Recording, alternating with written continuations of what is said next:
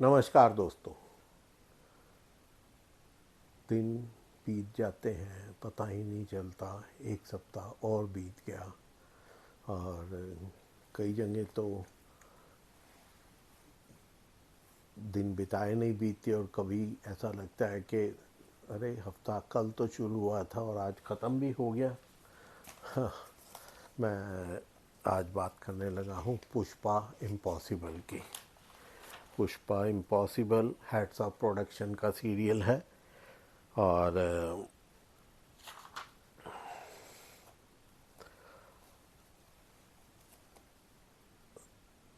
सोनल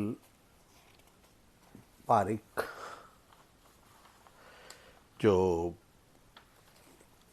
अश्विन पटेल की सास हैं, दीप्ति की मम्मी, उन्होंने हॉस्पिटल में दूसरे, क्योंकि उनके हस्बैंड एडमिट हैं ब्लड प्रेशर की वजह से, और दूसरे कमरे में इस बात से अनजान के बाहर सोनल खड़ी है और उनकी बातें सुन रही है। वो पूरी बात डिस्क्लोज कर देते हैं उस लड़की से मिलके, अंजू, कि कैसे अश्विन उसके घर रह रहा है 1 डेढ़ महीने से, एक ही छत के नीचे एक ही घर में, और वो पुरानी गर्लफ्रेंड रही है अश्विन की। अभी कुछ मालूम नहीं इसका फ्यूचर क्या होगा इस बात का। आगे पता नहीं, पता लगे कि वो सब जैसे कादम्बरी है, वो इस इतनी 6 महीने की नो प्रेगनेंसी तक उसने अभी तक बात छुपाई है और अब इंतज़ाम कर लिया है कि उसको बच्चा भी मिल जाएगा, डिलीवरी भी होगी हॉस्पिटल में, और सारे कुछ का इंतज़ाम। तो इसका भी पता नहीं क्या होगा कि बाद में, अभी तो लगे कि वो बेचारी है और बाद में पता लगे कि उसने ये सारा ड्रामा रचा था ताकि अश्विन को दीप्ति से छीन के वापस अपना पति बना ले। गॉड नोस क्या होगा, लेकिन अभी तो ये है कि वो उसको इमोशनल ब्लैकमेल कर रही है कि तू मेरे साथ रह और मुझे अकेला ना छोड़। बीच में रोके बताती भी है कि मेरे को दुख लगता है कि मेरी वजह से तेरा घर संसार टूट रहा है, लेकिन और सोनल बहन जो है वो पुष्पा और अश्विन और उस लड़की अंजू की बात सुन के पूरी डिटेल चली जाती है। इधर पुष्पा जब घर पहुंचती है, उसके दीप्ति की गोद भराई की रस्म, जिसे यहाँ बेबी शावर कहा जाता है, इंडिया में गोद भराई कहते हैं, और उसके लिए आती है। तो वहाँ पे सोनल बहन पहुँच जाती है और पूरी बात जो उसने वहाँ सुनी थी सबके सामने खोल देती है और दीप्ति को अपने साथ ले जाती है। सारा पंडाल बिखर जाता है और खेत ख़त्म हो जाता है। दीप्ति बड़ी ट्रामेटाइज हो जाती है अपनी माँ के घर रह के। बड़ी अच्छी एक्टिंग कर रही है लड़की के, चेहरे पे बड़ा अच्छे एक्सप्रेशन आते हैं। हालांकि कई, छोड़ो, किसी के बारे में गलत नहीं बोलना। तो वो बहुत अच्छी एक्टिंग करती है, उसके चेहरे के एक्सप्रेशन अच्छे आते हैं। प्रिटी भी है, ऐसी बात नहीं। और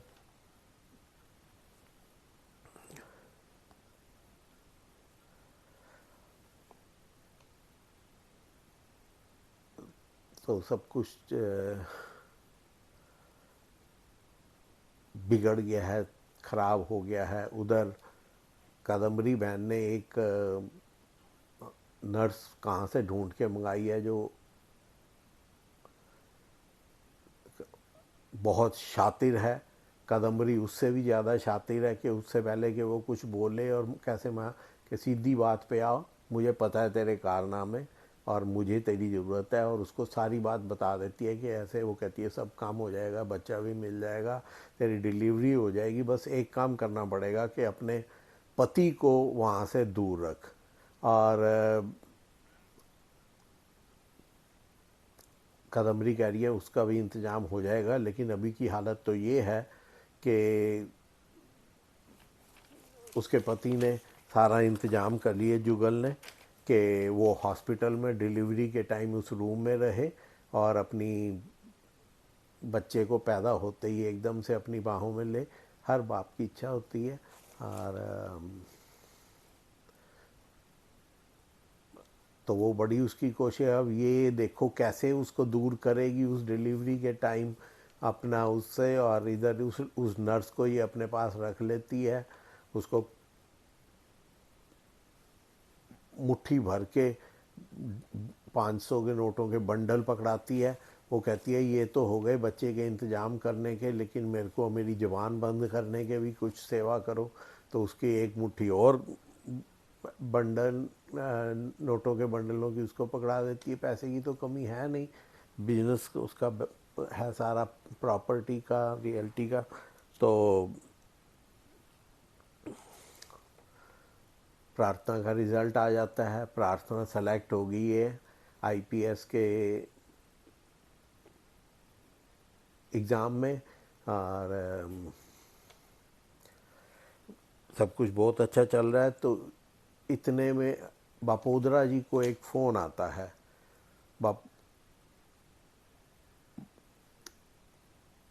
बापोदरा को एक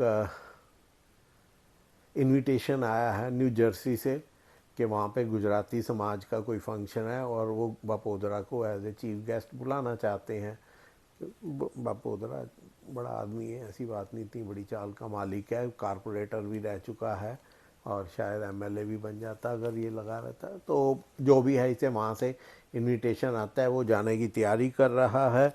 इधर जो बापोदरा का दामाद है, प्रार्थना का हस्बैंड चिराग पटेल किसी से पता नहीं क्या बिजनेस करता है कैसे, तो उसके एक लिंक ने उसे कहा है कि ये मेरी माँ की दवाइयाँ हैं, वो न्यू जर्सी में है, उसको पहुँचवा दो किसी तरह से। तो किसी के हाथ से पहुँचवा दो, इसको वो नहीं करना, कोरियर नहीं करना है। तो वो सोच रहे हैं कैसे करना है। इतने में बापोदरा न्यूज़ देता है कि वो न्यू जर्सी जा रहा है और उसकी माँ भी न्यू जर्सी में है। तो वो उसको ले जाने के लिए तैयार हो जाता है बिना खोल के देखे। ये एक सच में बहुत ही गलत है। आप किसी सी चीज़ वो उसको आदेश देते हैं कि इसको खोलना नहीं, दवाइयाँ ऑक्सीडाइज हो जाएंगी, ख़राब हो जाएंगी, इसको ऐसे ही सीलबंद ही रहने देना। ऐसी शर्त तो किसी की माननी नहीं चाहिए। और मैंने कई बार देखा है एयरपोर्ट पर लोगों को रोते हुए कि दूसरे का सामान ले आए और वहाँ पे एयरपोर्ट वालों ने पकड़ा और फिर वो रोना शुरू करते हैं, हमें पता नहीं, हमें किसी ने दिया था। देखो, आपको किसी ने कुछ दिया है, आपके या आप अपने आप से लेके जा रहे हो, जहाँ आप एयरपोर्ट पे खड़े हो और कोई चीज़ आपके बैग में से निकली है, उसके ज़िम्मेदार आप हो। आप ये एक्सक्यूज़ नहीं दे सकते कि ये जी मुझे नहीं पता, मुझे किसी ने दिया, मैं ले आया। ये एक्सक्यूज़ गलत है और ऐसा कभी मत करिए। और वही पहले तो मतलब एक बात तो बड़ी वो चली कि बापोदरा जिस प्लेन में है कि वो उसका आ गया टीवी पे न्यूज़ कि वो प्लेन रास्ते में गायब हो गया है, पता ही नहीं कहाँ है, उसका ज़मीन से कांटेक्ट टूट गया है, वो कहीं समुंदर में गिर गया है या कहाँ क्या हुआ है उसके साथ कोई पता नहीं। लेकिन फिर इनका कांटेक्ट प्लेन का एयरपोर्ट से बन जाता है और पता लगता है प्लेन सकुशल है और वो आगे पहुंच रहा है। लेकिन फिर पता लगता है कि वहाँ पे बापोदरा पहुँचा ही नहीं। फिर ये उसकी तहकीकात कर देखते हैं सारा, तो पता लगता है बापोदरा यहीं है, डिटेन कर लिया गया है इमिग्रेशन वालों से या कस्टम वालों से। तो वो जो दवाइयों का डब्बा दिया था, असल में उसमें कोई दवाई नहीं थी, उसमें 20 लाख रुपए कैश थे, जो कि अनडिक्लेयर्ड इतना कैश बाहर ले जाना मना है। आप डिक्लेयर करके कुछ भी ले जा सकते हो, कितना भी ले जा सकते हो, लेकिन बिना डिक्लेयर किए उसको ले जाना मना है। वो मनी लॉन्ड्रिंग कहलाता है। और एक बार आप मनी लॉन्ड्रिंग का केस आप पे लग गया तो आप यकीन मानिए ज़िंदगी भर के लिए सरकार के रडार पर आ गए। आप कहीं भी जाओ, कुछ भी करो, आप गवर्नमेंट के रडार पे हो। तो ऐसा कभी मत कीजिए। तो बापोदरा फंसा हुआ है और अरेस्ट होने के चांस है, अभी डिटेन है, डिटेंशन और अरेस्ट में थोड़ा सा फ़र्क होता है, डिटेंशन होता है कि आपको पुलिस ने रोक लिया, और अरेस्ट होती है जब आपको आप पकड़ लिया। लेकिन वो अभी डिटेन्ड है, तो इतने में चिराग को पता चलता है, वो कैसे भी जाके उस बंदे को कर करा के पूरी रिकॉर्डिंग कर लेता है कि उसने वो दिया था, और उसको फिर पुलिस के हवाले कर देता है। और इधर ये लोग भी, तेजस्विनी इनकी एक परमानेंट ऑफिसर है, वो उसको लेके आते हैं और वो करती है कि, और वो सारी पूरा वीडियो दिखाता है। वो बंदा भी पकड़ा जाता है, बापोदरा को छोड़ने की रिक्वेस्ट करते हैं, वो छोड़ दिया जाता है। और ये मामला छोटा सा चला एक, लेकिन शुरू भी हुआ इसी वीक और ख़त्म भी इसी वीक हो गया, थैंक्स गॉड। नहीं तो ये लोग खींच, कई बार तो बहुत बहुत, जैसे वो केस है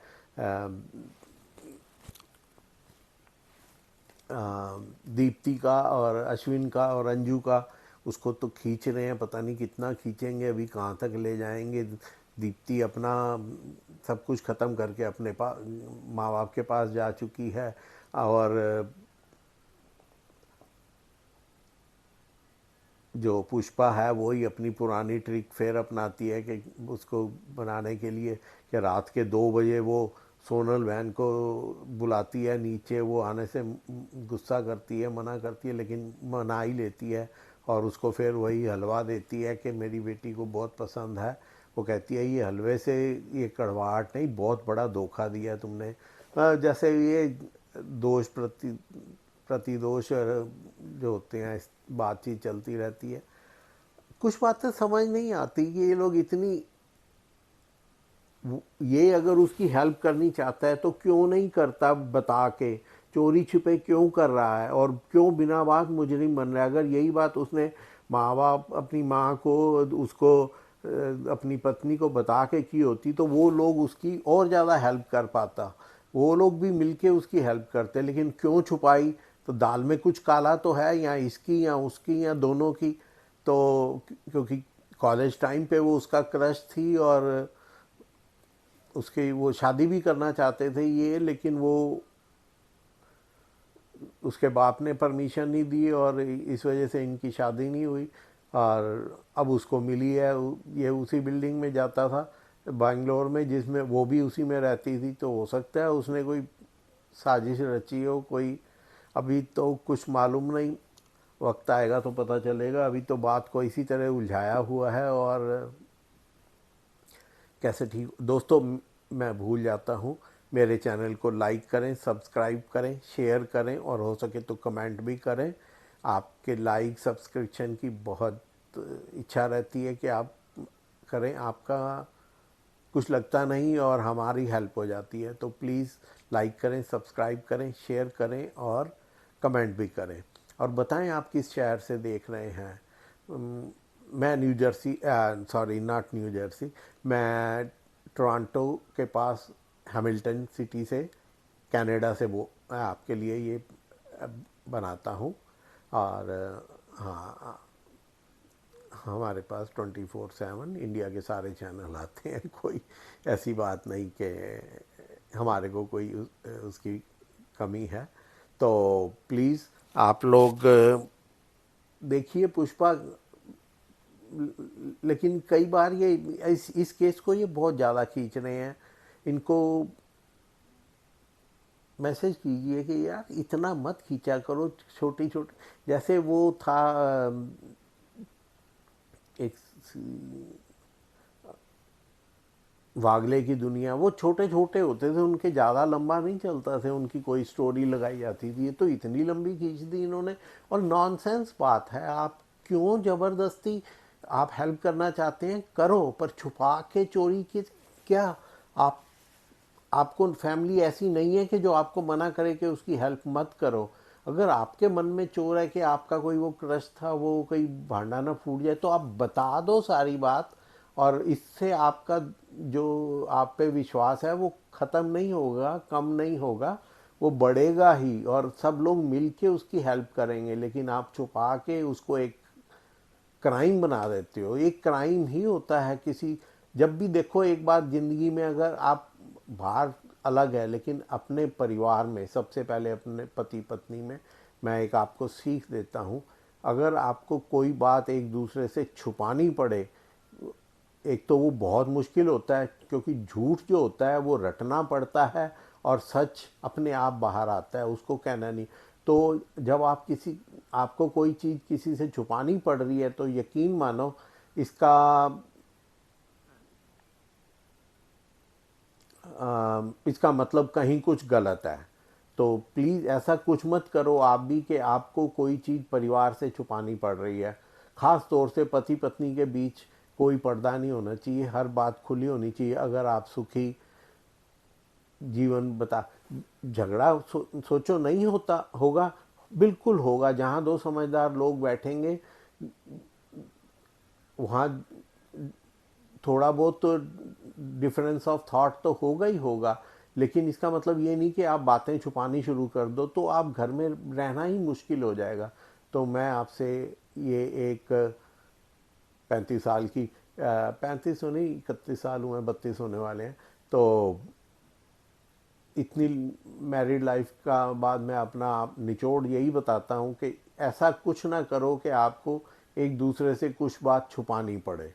और जब अगर आप ऐसा करने में कामयाब हैं तो याद रखो आपकी लाइफ, और जब आदमी घर में सुखी है, घर में कोई उसको, क्योंकि अगर आप छुपा रहे हो बात तो आपका दिमाग हमेशा चौकन्ना रहेगा, यार कहीं मेरी बात खुल ना जाए, जो मैंने छुपाई है वो कहीं पता ना लग जाए। तो इसलिए घर से आराम से बैठें, अपना